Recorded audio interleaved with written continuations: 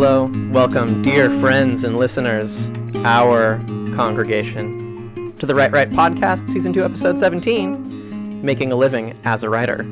I'm Elon. I'm John. And I'm Craig. And today, we're going to be talking about, that's right, making a living as a writer. I forgot to do our tagline. I am so sorry.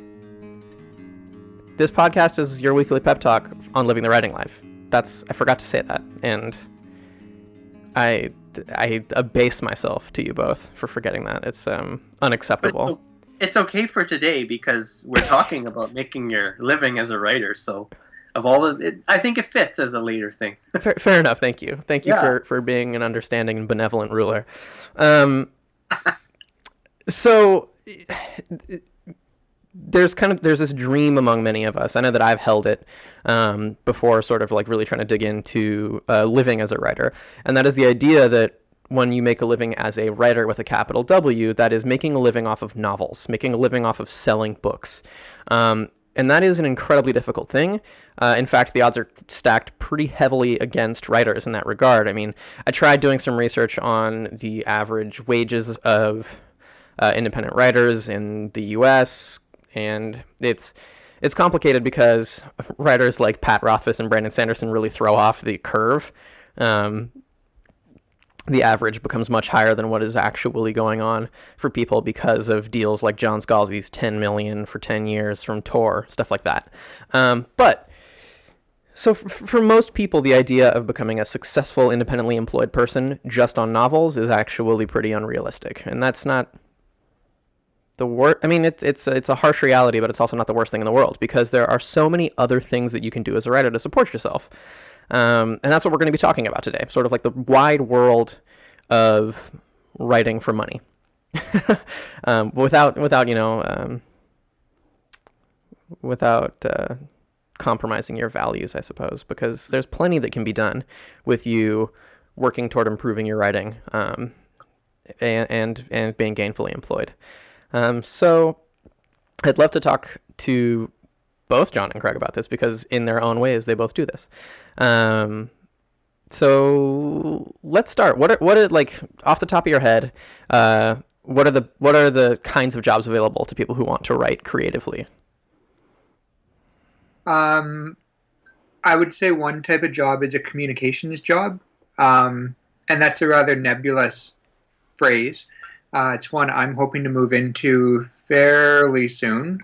So it means, at least in the context I know of it, it means to create all the communications that go out publicly for a given company or organization. And so maintaining a professional style, adhering to standards of language usage as set by the organization, if they've done such a thing, and always being consistent. Another writing type job that has come up recently is writing content for websites. I guess that's copywriting.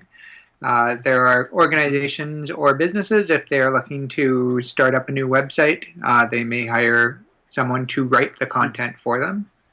Those are the two that come to my mind. Ghostwriting, I mean, that's kind of a segue to what you mentioned.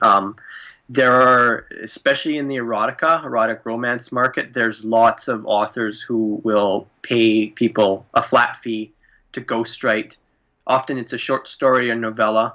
The word counts are shorter in that market anyway. Like a novel is sometimes anything over 30,000 words. So you can sometimes write, say, a short story for $50. Yeah, that might be a little high. Sometimes they'll try to do it for lower. Like you might make $20 for a short story, but if you're just trying to make some extra cash, like let's say you quit your day job and you decide I'm going to be a writer. And that's kind of what I did. And that's what I'm planning to do. I'm excited and nervous about it. So if you're kind of entering the water from, like, I guess I was in that position when I just jumped in. And I knew right away that I'm not going to be making a living on novel sales right away. So how can I use this skill set? And then it led me to start an editing company.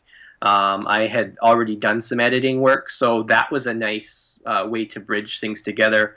But I think the reality is it's going to be tough. There'll be tough times, and that's where sort of in your mind you stay focused on what you're doing. Like when you sit down and you spend, say, 2 hours a day writing, that's what I do. I don't see that as 2 hours of hobby time. I see that as like I calculate, roughly a sum. This is how much money I'll make on this book in the big picture. And then I calculate roughly how many hours I'm going to spend on it. And I divide that up and I say, I just earned this much money. I'm going to get paid for it later. But so in my mind, I'm working. That's really interesting. It unfortunately doesn't make credit cards.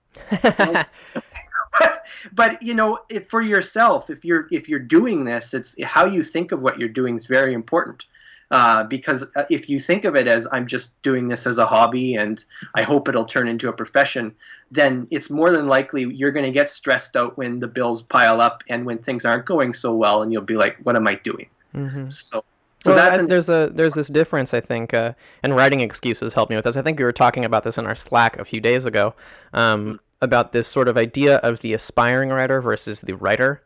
And an aspiring writer is a hobbyist. Mm-hmm. It's a misnomer, really, because if you write, you're a writer, and that's what they put forth, and that's something that I subscribe to now because I appreciate being able to think of myself that way. It helps me to sort of get in the right mindset as I work. But there's a remarkable need for words, and it turns out that writing comes not so easily for a great number of people. And if it's something that you enjoy doing and can do with relative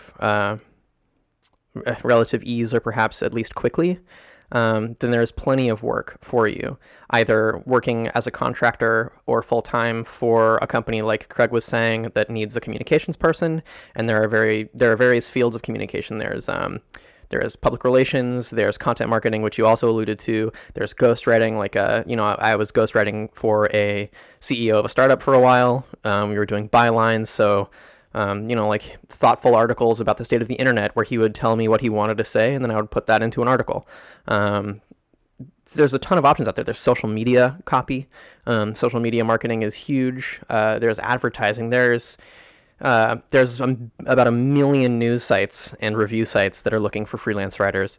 But if you want a place to sort of aggregate the kinds of one-time jobs, there are a lot of really good websites out there.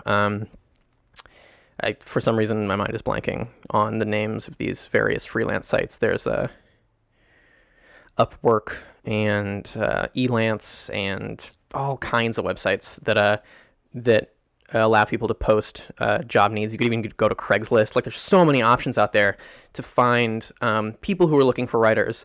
And without doing a lot of research, I still feel fairly confident in saying there are more people looking for writers than there are writers looking for this work. So if you really just go out there and take the time and make yourself willing to take a few low-paying jobs to start, there's work out there for you as an independent writer. Absolutely.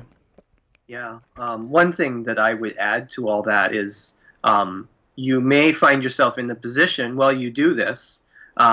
You'll have some months that might be better than others, or worse than others, I guess is the way I'm putting it. And you might take on a gig or two. And so what's very important when you're deciding how you're going to take on some other part-time gigs that aren't related to what you do, that you make sure that they're not going to kill your pursuit. Often it's good, like if you could take on a part-time job working as you're in a parking booth or something, where you're just sitting there waiting for people to validate their tickets.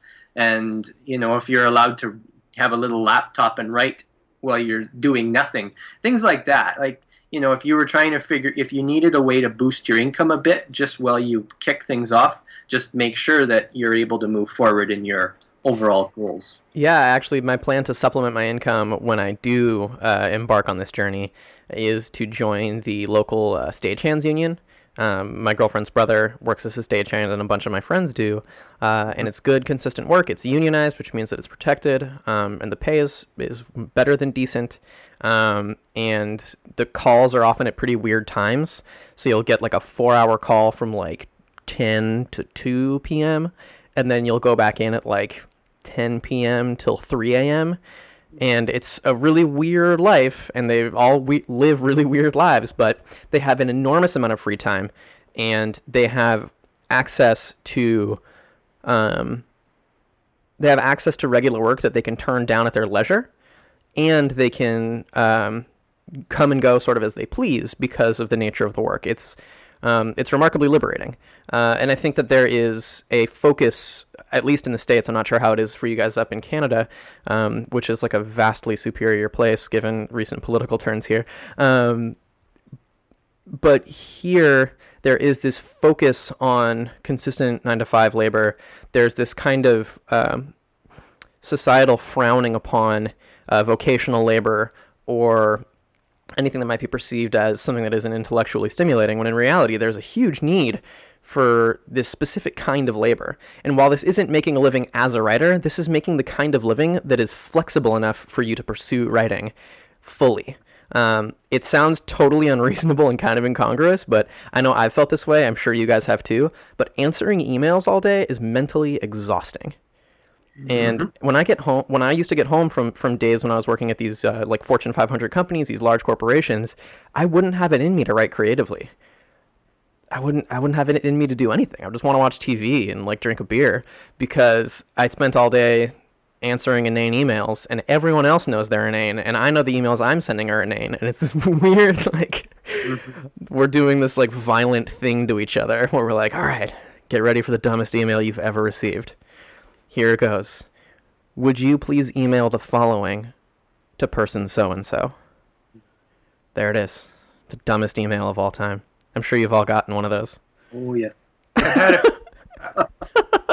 Yeah, I spend all day right now answering emails. It's exhausting. It's exhausting. So I have to do my writing before I go to work. Is what. Yeah. Yeah, there's a principle, and I don't remember who coined it, but it's sort of when you're talking about productivity, you should manage your energy. It's more important than your time. You can manage time all you want, but if your energy is depleted, that hour or two you slotted in to do whatever, it's not going to happen, because in terms of your energy and your flow, you're not there. And creativity is one of those things that you can force it, but you can't force it if you're not in that space. So I mean, for myself, I have to write first before anything else, because I find as soon as my mind gets charging into work and other things that I'm doing to pay the bills, I'm a different headspace. So yes, I could open my manuscript and I could work, but I wouldn't really have that sense of that I'm really going in deep and connecting to everything, and kind of putting that front and center. So it's so important in whatever you do. I mean, there's so many different ways that trying to be a full-time writer can look.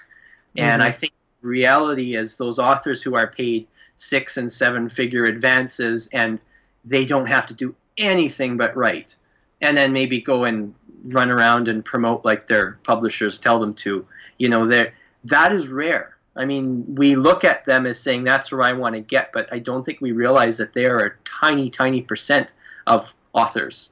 And this vast spectrum of authors are ones who are making 4 or 5 digit, maybe 6, 4 or 5 digit tends to be the range for the vast majority of full-time authors. So they're all supplementing their income with something. And then I think it's also important to recognize that novels, you get usually like one chunk of money, or you might get a couple chunks, but that's it. And that's it for a year or two maybe. Whereas authors who write a lot of short stories, they get little chunks here and there, which add up. Like we know an author that's published over 1,200 times. I believe it's his employment. Doing it for 40 years. Yeah, it's 40 years. That's enormous. Wow. That adds up. Like little pockets of money here and there. It all adds up. Yeah. And, with approach like that, what I like about that is it's just, it's like if you're a blacksmith, you just go in the forge and you tap away, and that's what it's like. Right, out, out, out, and you just go, go, go, and you don't stop and think about that one story here and how it Hmm. did. You're always focused on making the current story you're writing as good as it can be. There's sort of a romanticism to that. I You know mean, what's but that interesting works. about that? There's a Hmm. beautiful romanticism to that stands in counterpoint to this sort of like woe-begotten, burning the midnight oil writer with a bottle of whiskey who's writing the great, quote unquote, the great American novel, which is an absurd pursuit. Um, this idea of like literati, and I think that we could all do, I certainly could, with a bit of like a deflation, and just like that blacksmithing metaphor is so wonderful because it's art, it's artistry, but it's consistent work. And some days you're not making the spade beautifully. Some days the product that you're making, the ingot, is just terrible or whatever it is. But you still go back every day in, day out, because it's your work. And sometimes you're doing that work for yourself to make something beautiful. Sometimes you're doing that work for someone else to make something beautiful. But you go in and you do the work. And I think that's such a beautiful way to think about it, because so often we get this image of like sitting alone in dark Manhattan, and the mist is coming in at 4:30 in the morning, and I'm smoking the 13th cigarette of the hour, and I just don't know the word for the dame's legs. And it's like, come on, get over it a little bit. Go to Yeah. work. Um, the thing is that that doesn't preclude the art that we create from being important to us and creatively nourishing. It means that it's finding a balance between uh, uh, putting your own work on such a high level, on such a high pedestal, and putting the work itself, like elevating the work of writing as opposed to the product of your writing. Maybe that's. Well, and there's that saying, I think it's Leonardo da Vinci, and I'm paraphrasing, but great art is never finished, it's always abandoned. Hmm. Uh, and that's the same idea with writing. Like, it's not about saying, I'm going to write garbage and not think about it, but it's about setting finite limits on your process and deciding that I'm going to do these things, and this is my due diligence, and I'm going to keep doing this. And your process might evolve as you go, but you get out of this, like, kill the perfectionist. Hmm. Because I mean, there are some writers who take that approach, 7, 8 years, write a novel. Pyrophus, he wrote. Yeah, he was 14, I think, and he Hmm. wrote the whole trilogy, and he beat up that first novel as much as he could Hmm. before it was sold. And I mean, that's great when that works out. But there are like huge number of authors like that have done that very thing, and 14 years in, and they're still.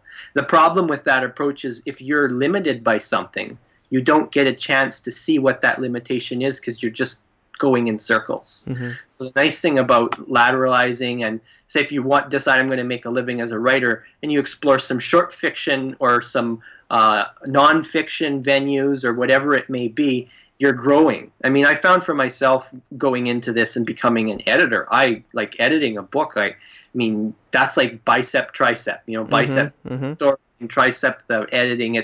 It sort of is a very different way to improve as a storyteller and add perspective. So any kind of work you can get that works those muscles will help you grow, and that's the ultimate goal. I Um, completely agree. My work as a marketing writer has been invaluable to my fiction, um, for so many reasons. And I never in a million years would have thought that I'd say those words.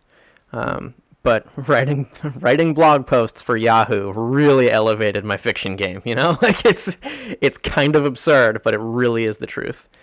well, yeah, I totally see something to that because when people write fiction, a lot of the problem is you can get away with wandering in circles or not being clear or not having proper paragraph flow and concision. And when you apply those skills to fiction, it becomes sharper. There's a lot of skills I could see how that would translate.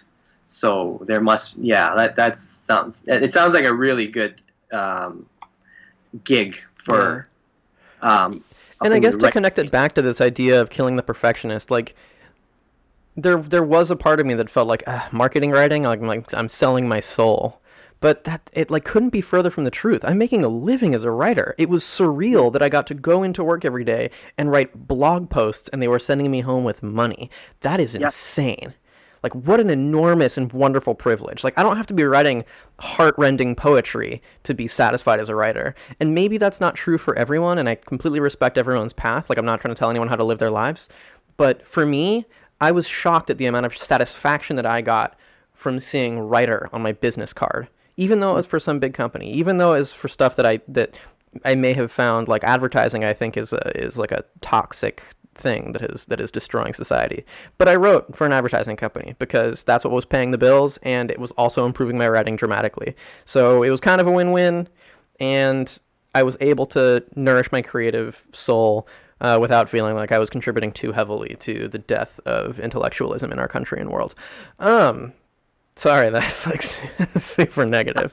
I did want to cover a couple of resources. I don't know if you guys have any up in Canada, but in the U.S. we have. I'm not sure if it's a formal union, but it's the Freelancers Union. They're an organization based in New York that is working actually nationwide, but primarily in New York legislatively to create actual legislation to protect freelancers. So they passed an act called the Freelancers and Free Act, which enables simpler legal action for freelancers who are seeking payment for their work, because oftentimes we run into a situation where someone solicits you for a job and then you never get paid. And so they passed an act that allows people to sort of have a streamlined process for requesting those funds. But they have a ton of resources. They're free to join. Freelancers, I think it's the freelanceunion.org, but if you Google Freelancers Union, you'll find it. They're a fantastic resource. They are primarily writers and like coders and designers. Which makes a lot of sense because that seems to be the bulk of freelance labor these days. So if you want to check out the Freelancers Union, I highly recommend it. We are approaching time, and I've meandered a bit, but that. I think we covered it well. It was a very organic conversation, though. Oh well, So that's good. but it was organic. Because I mean, we could all be traditionally published advanced earning authors talking about making a living as a writer, but I feel like what we talked about today is the realities of making a writer for the majority of people who want to make it as a writer, and I think that I hope this is going to be useful to everyone. Yeah, I think if I could summarize the entire point, it's until you have enough work under your belt, no work isn't good enough for you as a freelancer. And you kind of have to bite the bullet for a little while until you can start turning things down. I mean, look at people like Mary Robinette Kowal. She's a successful writer. She's been a puppeteer for many years. She, on paper, looks like she's had massive success, but she's been taking on freelance labor this entire time. And until her Patreon achieved a certain level, she was still taking gigs that she didn't want to take because that's what was required for her. And she is like a superstar. She's like a Campbell Award winner. She's sold novels. She's like got all kinds of accolades, and even she still had a job. Andy Weir, who wrote The Martian, kept his job at Google as a software engineer. I think he might even still be there, Right. even though he's like massively successful. I mean, he probably doesn't need it, but I think he's just a special kind of dude who wants to just continue being a software engineer at Google. But yeah, so like it don't worry the way I did. Save yourself the trouble of worrying that some writing will be either beneath you or that it will detract from your ability to produce fiction, because all writing is writing, it turns out. And that is a really valuable lesson that took me way too long to learn. And some jobs will be painful, but you will get stronger. Those ones especially make you stronger. Totally. Yeah. So I think we have our final little wrap-up thoughts here. So, John, why don't you take it away?